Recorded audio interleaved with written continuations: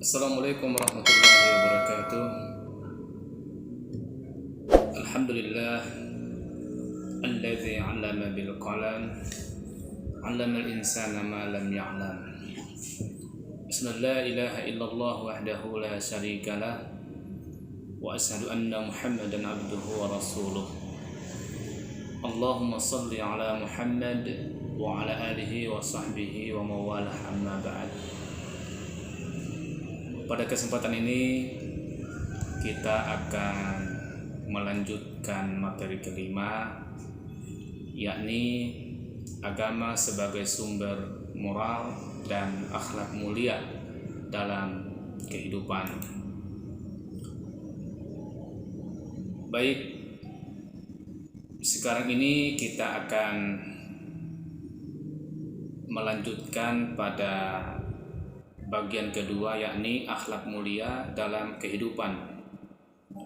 Sebelum saya menjelaskan lebih jauh terkait akhlak mulia dalam kehidupan ini, terlebih dahulu saya menyampaikan pokok pembahasan dalam materi ini. Pertama, akhlak mulia dan akhlak tercela. Kemudian akhlak mulia dalam kehidupan yang meliputi akhlak terhadap Allah, akhlak terhadap diri sendiri, akhlak terhadap orang tua ataupun keluarga, akhlak terhadap sesama, dan akhlak terhadap alam. Baik, pertama kita akan bahas terkait dengan akhlak mulia dan akhlak tercela. Akhlak adalah kriteria-kriteria perbuatan manusia, baik yang bersifat batin maupun yang bersifat lahir. Dalam perwujudannya, baik yang batin maupun yang lahir, ada yang mulia dan ada pula yang tercela. Jika ia sesuai dengan perintah Allah dan Rasul-Nya, yang kemudian melahirkan perbuatan yang baik, maka itulah yang dinamakan dengan akhlak mulia. Jika tidak sesuai dengan ketentuan Allah dan Rasul-Nya, maka itulah yang dinamakan dengan akhlak tercela. Akhlak batin merupakan akhlak ataupun merupakan dasar atau sendi bagi akhlak lahir. Akhlak batin yang mulia akan melahirkan akhlak lahir yang mulia pula. Sehingga sebaliknya, akhlak batin yang tercela akan melahirkan akhlak lahir yang tercela pula. Menurut Imam Al-Ghazali, ada 4 sendi atau akhlak batin yang baik yang menjadi dasar bagi perbuatan-perbuatan baik, dan ada 4 sendi akhlak batin yang tercela yang menjadi dasar bagi perbuatan-perbuatan tercela. Keempat sendi akhlak batin yang baik diantaranya, pertama, kekuatan ilmu yang berwujud hikmah, yaitu kebijaksanaan yang artinya adalah keadaan jiwa yang bisa menentukan antara hal-hal yang benar dan hal-hal yang salah. Kemudian yang kedua, kekuatan amarah yang wujudnya adalah berani, yaitu keadaan kekuatan amarah yang tunduk kepada akal waktu dinyatakan atau dikekang. Kemudian yang ketiga adalah kekuatan nafsu. Dalam hal ini adalah nafsu syahwat atau keinginan yang mewujudkan iffah, yaitu keadaan syahwat yang terdidik oleh akal. Kemudian yang keempat adalah kekuatan keseimbangan di antara yang tiga di atas. Wujudnya adalah adil, yakni kekuatan jiwa yang menuntun amarah dan keinginan sesuai dengan apa yang dikehendaki oleh hikmah, kebaikan dan kebijaksanaan. Dari 4 sandi akhlak tersebut di atas akan melahirkan perbuatan-perbuatan baik, yaitu jujur, suka memberi kepada sesama, tawadu, tabah, tinggi cita-cita, pemaaf, kasih sayang terhadap sesama, menghormati orang lain, qanaah, sabar, malu, pemurah, berani membela kebenaran, menjaga diri dari hal-hal yang haram. Sementara 4 sendi-sendi dasar akhlak batin yang tercela adalah: pertama, keji, pintar busuk, bodoh, yaitu keadaan jiwa yang terlalu pintar atau tidak bisa menentukan yang benar di antara yang salah karena bodohnya. Kemudian yang kedua adalah berani tapi sembrono, penakut dan lemah, yaitu kekuatan amarah yang tidak bisa dikekang atau tidak pernah dilakukan sekalipun sesuai dengan kehendak akal. Kemudian yang ketiga adalah rakus dan statis, yaitu keadaan syahwat yang tidak terdidik oleh akal dan syariat agama. Berarti ia bisa berlebihan atau sama sekali tidak berfungsi. Sementara yang keempat adalah aniaya, yaitu kekuatan syahwat dan amarah yang tidak terbimbing oleh hikmah. Keempat sandi akhlak tercela itu akan melahirkan berbagai perbuatan tercela yang dikendalikan oleh nafsu, seperti sombong, ria, mencaci maki, khianat, dusta, dengki, keji, serakah, ujub, pemarah, malas, membukakan aib, kikir dan lain-lain, yang semuanya akan mendatangkan malapetaka baik bagi pribadi maupun bagi orang lain dan masyarakat. Kemudian yang kedua adalah akhlak mulia dalam kehidupan. Akhlak dalam pengertian budi pekerti harus menjadi sikap batin dan termanifestasikan dalam kehidupan sehari-hari. Akhlak tersebut meliputi akhlak terhadap Allah, akhlak terhadap diri sendiri, akhlak terhadap orang tua ataupun keluarga, akhlak terhadap orang lain ataupun masyarakat, dan akhlak terhadap alam semesta. Baik, akhlak kepada Allah. Akhlak dalam Islam harus dibangun atas dasar kesadaran akan keberadaan Allah Subhanahu wa taala sebagai pencipta alam semesta beserta seluruh isinya. Perwujudan daripada kesadaran ini adalah akhlak kepadanya, antara lain menauhidkannya.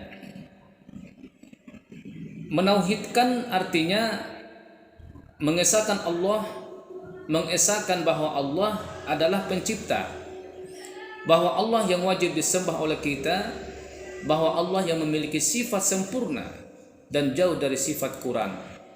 Dalam Al-Quran ditegaskan di dalam surah Al-Ikhlas ayat 1-4, Allah menjelaskan, Qul huwallahu ahad, Allahus samad, lam yalid wa lam yulad wa lam yakul lahu kufuwan ahad. Katakanlah, dialah Allah yang Maha Esa. Allah adalah Tuhan yang bergantung kepadanya segala sesuatu. Dia tidak beranak dan tidak pula diperanakan. Dan tidak ada satupun yang setara dengannya. Kemudian yang kedua adalah beribadah.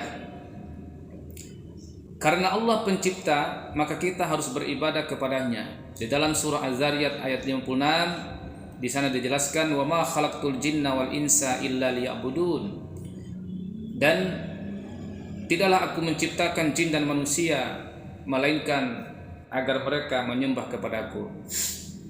Kemudian di dalam surah Al-Baqarah ayat 21 di sana juga dijelaskan, ya ayyuhan nas u'budu rabbakumul ladzi khalaqakum walladzina min qablikum la'allakum tattaqun.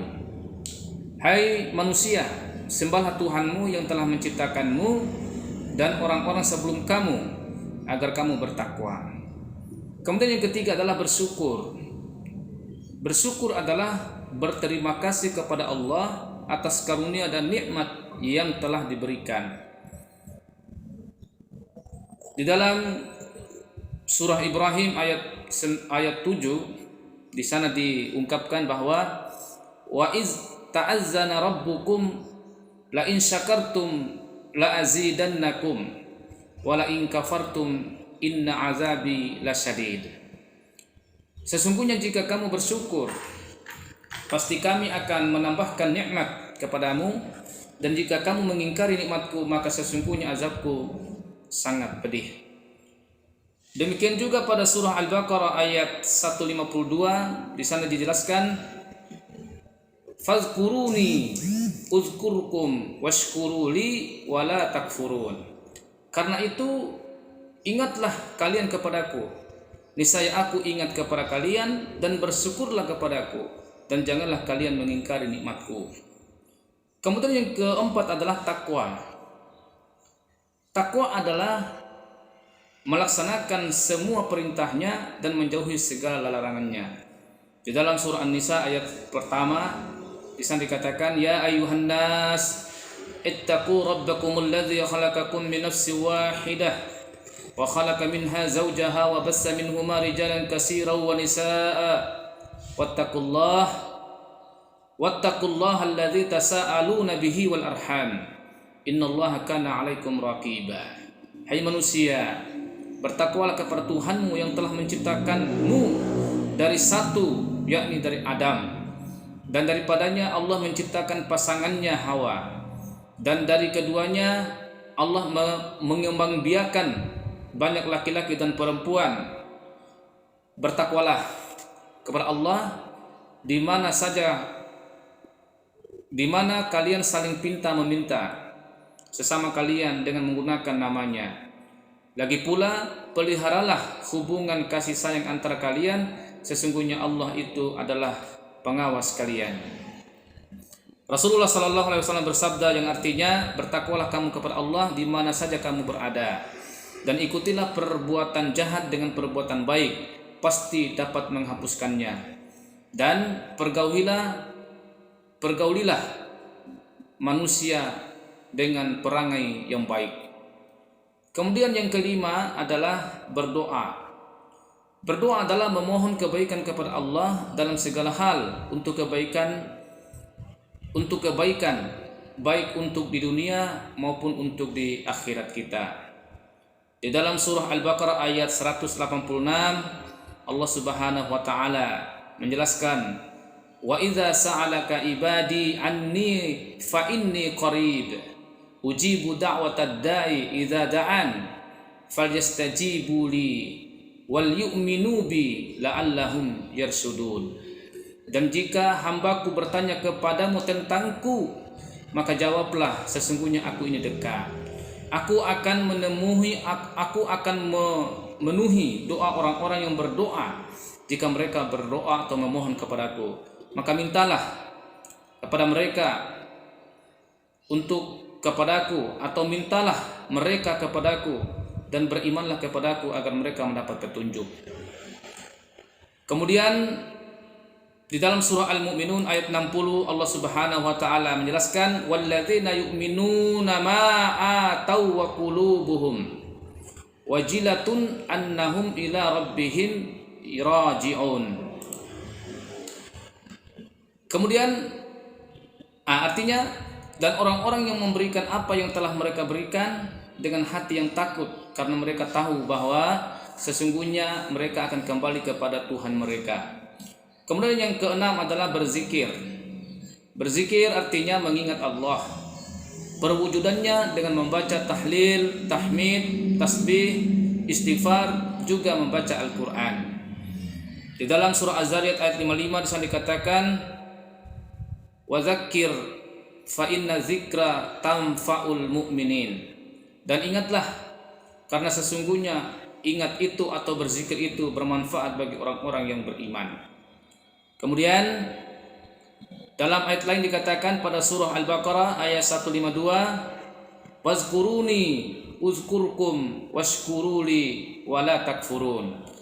Sebab itu ingatlah kepadaku, niscaya aku akan ingat kepadamu, dan bersyukurlah kepadaku, dan janganlah kamu mengingkari nikmatku.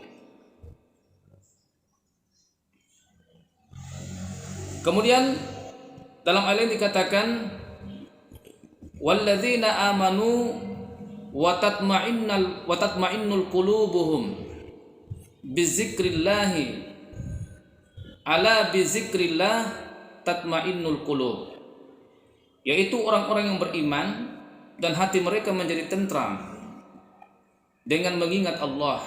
Ingatlah, hanya dengan mengingat Allah lah hati menjadi tentram.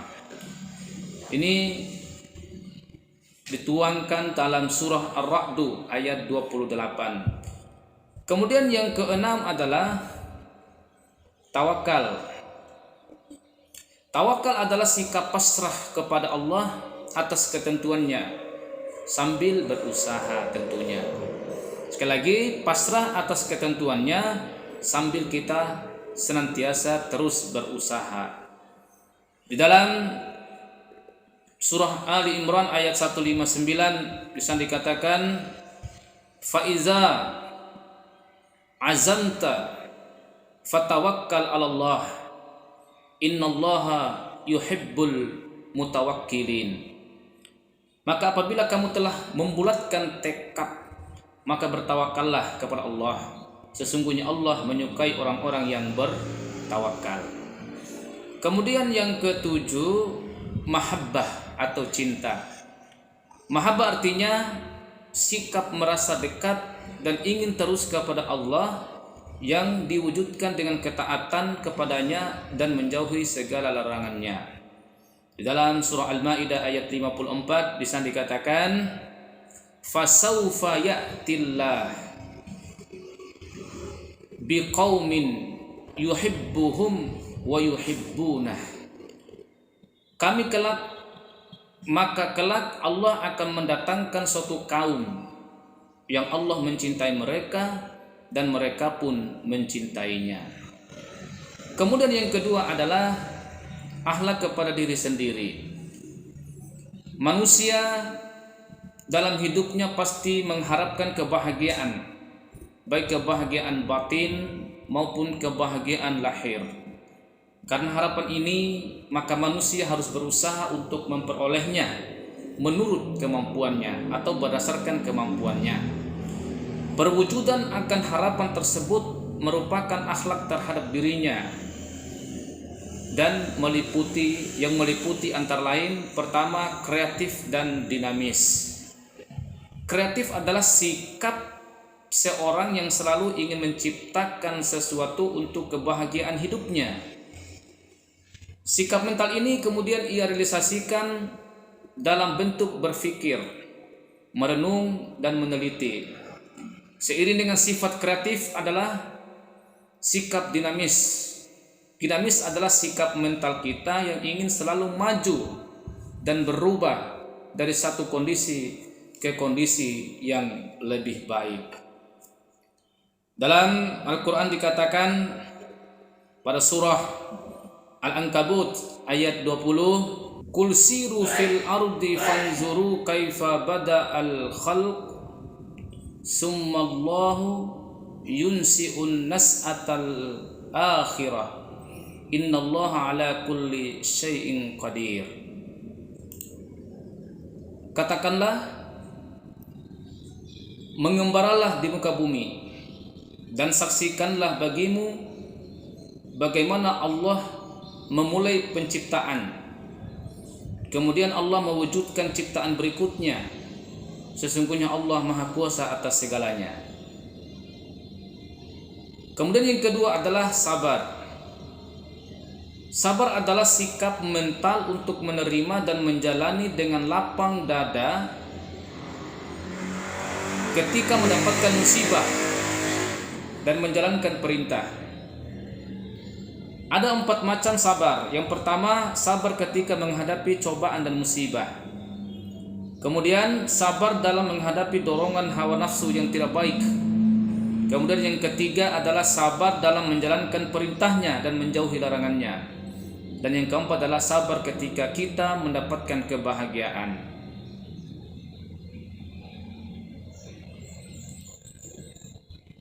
Dalam hal ini kita bisa dapatkan penjelasan Allah pada surah Al-Baqarah ayat 155 sampai 156. Walanabluwannakum bisyai'in minal khaufi wal ju' wa naqsim minal amwal wal anfus was samarat wa basyiris sabirin alladzina asabathum musibah qalu inna lillahi wa inna ilaihi raji'un. Dan sesungguhnya kami akan memberikan cobaan kepadamu dengan kekuatan, kelaparan, kekurangan harta, jiwa, dan hasil tanaman. Berikanlah berita gembira kepada orang-orang yang sabar, yaitu orang-orang yang apabila ditimpa musibah mereka mengucapkan inna lillahi wa inna ilaihi raji'un. Sesungguhnya kami milik Allah dan sesungguhnya kepadanya lah kami akan kembali. Kemudian tawadu. Tawadu artinya rendah hati dan tidak sombong. Perwujudan dari sifat atau sikap tawadu ini, kita tidak sombong, kita tidak curang, kita senantiasa baik kepada orang lain. Sehingga Allah Subhanahu wa taala mengingatkan kepada kita, wa ibadur rahmanil ladzina yamshuna 'alal ardi hauna wa idza khatabahumul jahiluna qalu salama. Dan hamba-hamba yang baik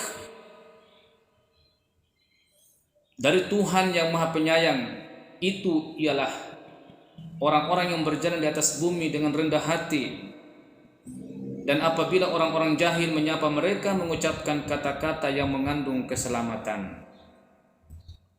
Rasulullah SAW bersabda, sesungguhnya Allah telah mewahyukan kepadaku, bertakwalah kamu sehingga seseorang tidak berlaku sombong terhadap yang lain dan seorang tidak berlaku curang atas orang lain.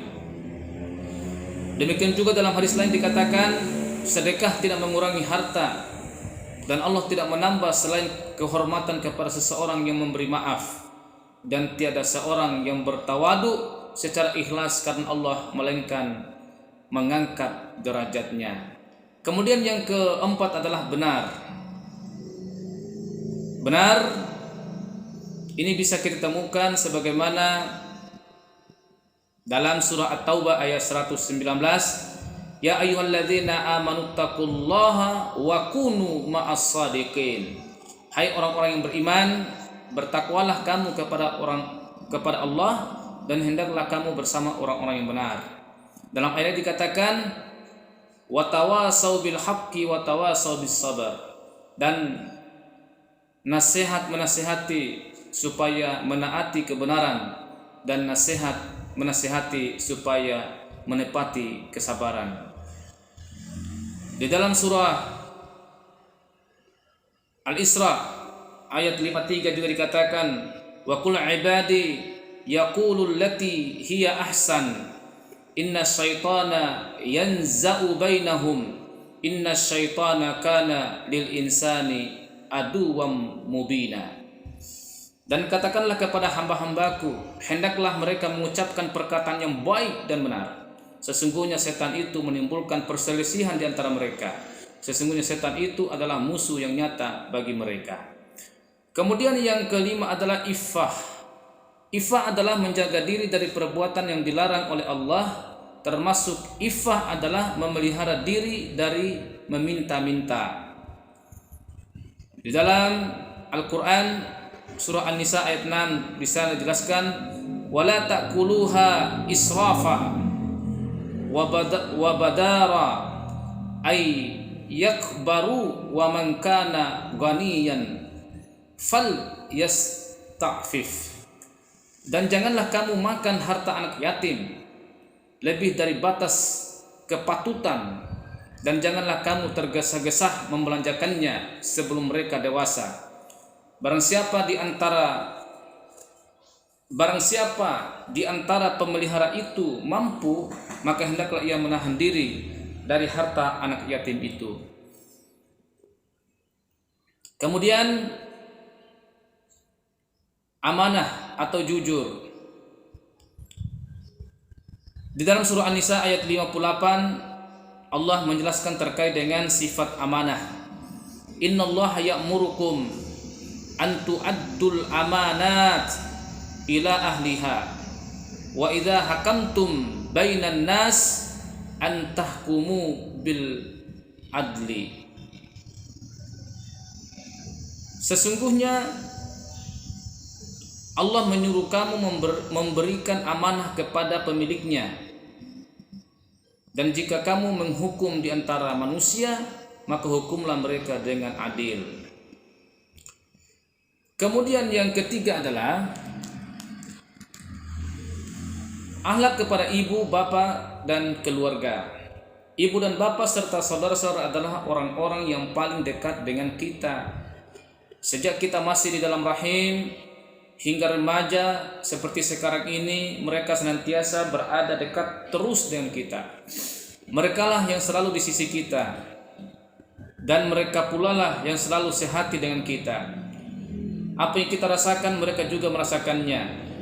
Kita bahagia, mereka juga bahagia. Sebaliknya, jika kita sakit, mereka ikut merasakan sakit. Karena itu kita harus menghormatinya yang diwujudkan dengan akhlak. Antara lain berbakti kepada kedua orang tua kita. Dalam Al-Quran dikatakan, wa'budullaha wa la tusriku bihi syai'a wa bil walidaini ihsana wa bizil qurba wal yatama wal masakin wal jari zil qurba wal jaril junubi was sahibi bil jambi wa banis sabil wa ma malakat aymanukum innallaha la yuhibbu man kana mukhtalan fakhura. Sembahlah Allah dan janganlah kamu mempersekutukannya dengan sesuatu apapun, dan berbuat baiklah kepada kedua orang tuamu, kerabat dekatmu, anak yatim, orang miskin, tetangga dekat, tetangga jauh, teman sejawat, ibnu sabil, dan hamba sahayamu. Sesungguhnya Allah tidak menyukai orang-orang yang sombong dan membangga-banggakan diri. Kemudian dalam surah Luqman ayat 14 bisa dikatakan ini yang lebih populer, wa wassaynal insana biwalidayhi hamalathu ummuhu wahnan ala wahnin wa fisaluhu fi amain aniskurli waliwalidayka ilayyal masir waliwalidayka ilayyal masir. Dan kami perintahkan kepada manusia untuk berbuat baik kepada kedua orang tuamu, ibu bapakmu. Ibunya telah mengandungnya dalam keadaan lemah yang semakin bertambah dan menyapihnya dalam 2 tahun. Bersyukurlah kepadaku dan kepada kedua orang tua ibu bapakmu. Rasulullah SAW bersabda, pulanglah kepada ibu bapakmu dan baik-baiklah bergaul dengan keduanya. Kemudian yang keempat adalah mendoakan orang tua kita. Wa qada rabbuka alla ta'budu illa iyyah wa bil walidaini ihsana imma yablughanna indakal kibara ahaduhuma aw kilahuma fala taqul lahumā uff. Dan Tuhanmu telah memerintahkan supaya kamu jangan menyembah selain Dia, dan hendaklah kamu berbuat kepada ibu bapakmu dengan sebaik-baiknya. Jika salah satu di antara mereka atau keduanya sudah berumur lanjut dalam pemeliharaannya, maka janganlah sekali-kali kamu mengatakan kepadanya atau hus atau dan janganlah kamu membentak mereka dan ucapkanlah kepada mereka ucapan yang mulia, dan rendahkanlah dirimu terhadap mereka berdua dengan penuh kesayangan, dan ucapkanlah, wahai Tuhanku, kasihanilah mereka sebagaimana mereka berdua telah mendidik aku di waktu kecil. Kemudian yang ketiga adalah adil terhadap saudara. Dalam surah An-Nahl ayat 90 di sana dijelaskan, innallaha ya'muru bil adli wal ihsan wa ita'i dzil qurba wa yanha 'anil fahsya'i wal munkar wal baghi ya'izukum la'allakum tadhakkarun. Sesungguhnya Allah menyuruh kamu berlaku adil dan berbuat kebajikan, memberi kepada kaum kerabat, dan Allah melarang dari berbuat keji, kemungkaran, dan permusuhan. Dia memberi pengajaran kepadamu agar kamu mengambil pelajaran. Kemudian yang keempat adalah membina dan mendidik keluarga. Di dalam surah At-Tahrim ayat 6, di sana Allah menginformasikan kepada kita, ya ayyuhalladzina amanu qu anfusakum wa ahlikum nara wa quduhan nas wal hijarah. Hai orang-orang yang beriman, peliharalah dirimu dan keluargamu dari api neraka yang bahan bakarnya adalah manusia dan batu. Kemudian yang kelima, memelihara keturunan. Nah, ini juga penting. Di dalam surah An-Nahl ayat 58 dan 59 di sana dijelaskan, wa idza busyira ahduhum bil unsa dhalla wajhuhu muswadda wa huwa kazim. Dan apabila seseorang dari mereka diberi kabar dengan kelahiran anak perempuan, hitamlah atau merah padamlah mukanya, dan dia sangat marah. Kemudian ia menyembunyikan dirinya dari orang banyak disebabkan buruknya berita yang disampaikan kepadanya. Apakah dia akan memeliharanya dengan menanggung kehinaan ataukah akan menumbuhkan ke dalam tanah hidup-hidup? Ketahuilah alangkah buruknya apa yang mereka tetapkan itu. Kemudian akhlak terhadap orang lain ataupun kepada masyarakat. Manusia adalah makhluk sosial, sehingga Aristoteles mengatakan manusia sebagai zon politiken atau homo socius, sebagai makhluk sosial. Manusia tidak mungkin hidup sendiri.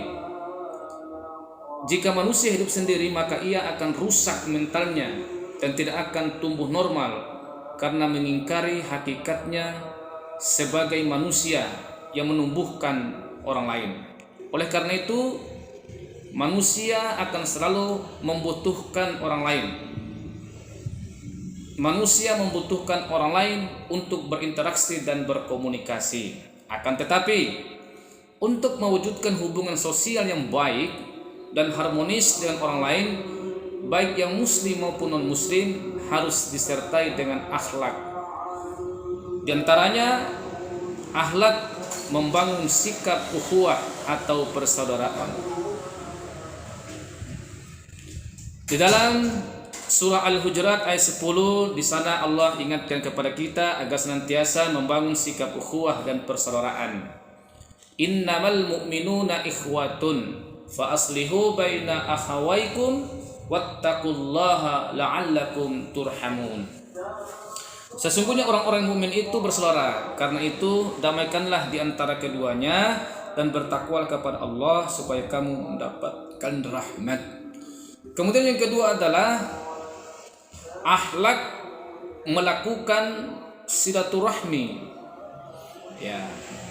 Di dalam surah Ali Imran ayat 103, ini juga ayat yang sangat populer. Wa'tasimu bihablillahi jami'a wa la tafarraqu wazkuru ni'matallah. dan seterusnya. Dan berpeganglah kamu semua kepada tali Allah, dan janganlah kamu bercerai-berai, dan ingatlah akan nikmat Allah kepadamu ketika kamu dahulu atau pada masa jahiliyah bermusuh-musuhan. Maka Allah menjinakkan antara hatimu, lalu menjadikanlah kamu karena nikmat Allah orang-orang yang bersaudara. Kemudian yang ketiga adalah akhlak ta'awun, yakni saling tolong-menolong dalam hal kebaikan. Dalam surah Ali Imran ayat Al-Maidah ayat 2 di sana dikatakan, wa ta'awanu 'alal birri wat taqwa wa la ta'awanu 'alal ismi wal udwan wattaqullaha innallaha syadidul iqab. Dan tolong-menolonglah kamu dalam mengerjakan kebaikan dan takwa, dan janganlah tolong-menolong dalam mengerjakan dosa dan pelanggaran, dan bertakwalah kepada Allah, sesungguhnya Allah amat besar siksanya. Kemudian akhlak untuk bersikap adil. Innallaha ya'murukum an tu'addu al-amanat ila ahliha wa idza hakamtum bainan nas an tahkumu bil adli. Sesungguhnya Allah menyuruh kamu memberikan amanah kepada pemiliknya, dan jika kamu menghukum di antara manusia maka hukumlah mereka dengan adil. Kemudian yang kelima adalah akhlak bersikap pemaaf dan penyayang. Nah, ini bisa kita temukan pada surah An-Nur ayat 22. Janganlah bersumpah orang-orang yang mempunyai kelebihan dan kelapangan di antaramu, maka mereka tiada akan memberikan kekayaan itu kepada qarib kerabatnya. Orang-orang yang miskin dan orang-orang yang hijrah di jalan Allah, hendaklah mereka memaafkan dan merelakan. Tidaklah kamu suka bahwa Allah mengampuni dosamu. Allah pengampun lagi penyayang. Kemudian yang keenam adalah akhlak bersikap dermawan. Ya. Di dalam surah Al-Isra ayat 29 Allah menjelaskan, wala taj'al yadaka maglulatan ila unukik wala tabsutha kullal basti fataq'uda maluman mahsura.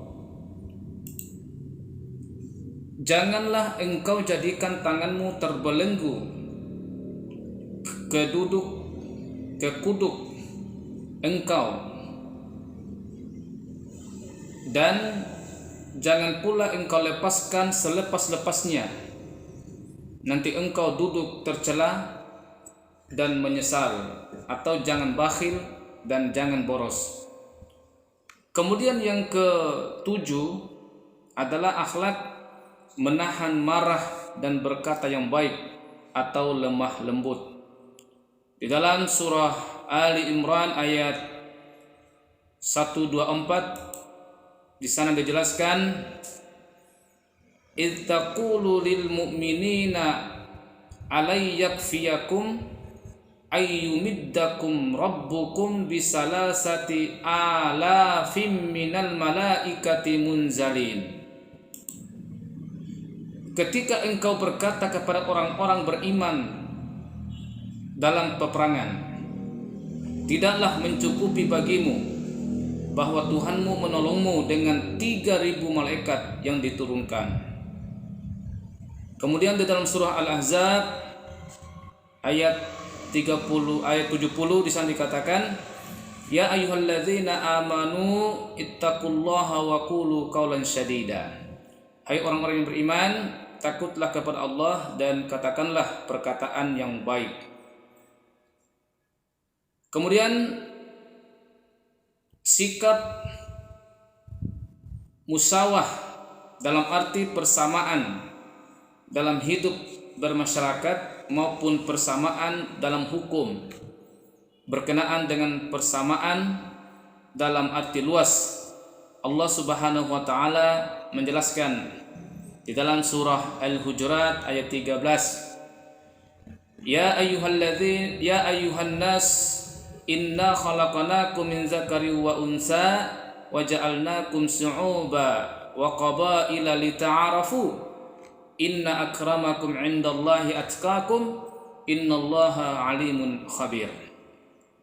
Wahai manusia, sesungguhnya aku telah menciptakan kalian dari jenis laki-laki dan perempuan. Kemudian kami jadikan kalian bersuku-suku dan berbangsa-bangsa agar kalian saling mengenal. Sesungguhnya semulia-mulianya kalian di sisi Allah adalah yang paling bertakwa di antara kalian. Kemudian Rasulullah SAW bersabda, sesungguhnya Allah cukup memberi kesempatan kepada orang yang zalim. Apabila datang masa siksanya, tidak akan dilepaskan. Kemudian beliau membacakan, demikianlah cara Tuhan jika menyiksa sebuah negeri yang zalim, sungguh siksanya sangat pedih dan keras. Kemudian selanjutnya yang ke-8, akhlak atau sikap tasamuh, yaitu keyakinan yang berbeda harus dihormati. Karena itu pemaksaan dan penindasan manusia agar menerima Islam bukanlah perbuatan yang baik. Kebebasan beragama sangat dijamin oleh Islam. Di dalam surah Al-Baqarah ayat 256 dikatakan, la ikraha fid din qad tabayyana ar-rusdu minal ghayy faman yakfur bit-taghuti wa yu'min billahi faqad istamsaka bil urwatil wusqa lam fisama laha wallahu sami'un alim. Tidak ada paksaan dalam agama. Telah jelas mana yang baik dan mana yang buruk. Atas dasar sikap tasamu inilah tidak dibenarkan umat Islam menghina umat agama lain. Dalam surah Al-An'am ayat 108, di sana Allah mengingatkan kepada kita, wala tasubbul ladzina yad'una min dunillah fayasubbullaha adwan bighair. Dan janganlah kamu memaki sembahan-sembahan yang mereka sembah selain Allah. Kemudian sikap atau akhlak musyawarah. Musyawarah merupakan upaya memecahkan bersama untuk menghindari penyimpangan dan meletakkan langkah-langkah bersama yang secara bulat disepakati. Ini juga telah diarahkan oleh Al-Quran, wasyawirhum fil amri fa idza azamta fatawakkal 'alallah innallaha yuhibbul mutawakkilin. Dan bermusyawarahlah dengan mereka dalam urusan itu. Kemudian apabila kamu telah membulatkan tekad, maka bertakwalah kepada Allah. Rasulullah SAW bersabda, tidaklah suatu kaum bermusyawarah melainkan mereka diberi petunjuk kepada apa yang paling baik bagi persoalan-persoalan mereka. Sehingga musyawarah adalah media untuk menyingkronkan perbedaan-perbedaan dalam keputusan yang dapat diterima oleh semua pihak. Wa amruhum syura bainahum wa mimma razaqnahum yunfikun. Sedang urusan mereka diputuskan dengan musyawarah di antara mereka. Kemudian akhlak menjalin perdamaian.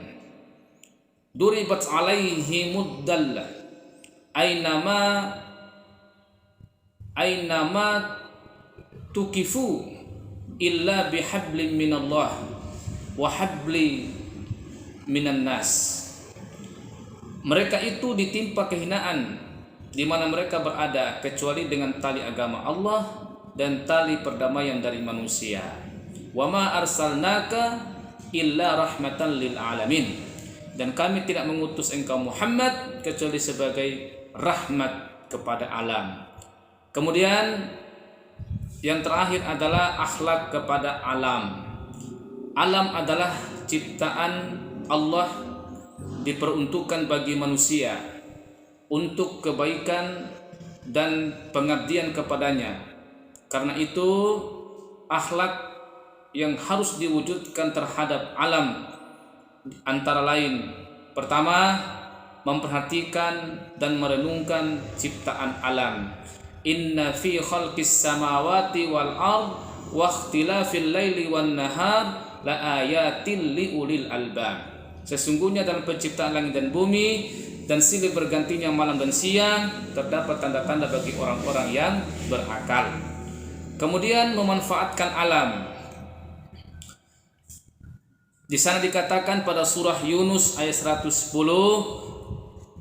Qul inzuru madza fis samawati wal ard wa ma tubnil ayatu wan nuzur an qaumin la yu'minun. Katakanlah, perhatikanlah apa yang ada di langit dan di bumi. Tidaklah bermanfaat tanda kekuasaan Allah dan rasul-rasul yang memberi peringatan bagi orang-orang yang tidak beriman. Inilah materi kita untuk bagian kedua.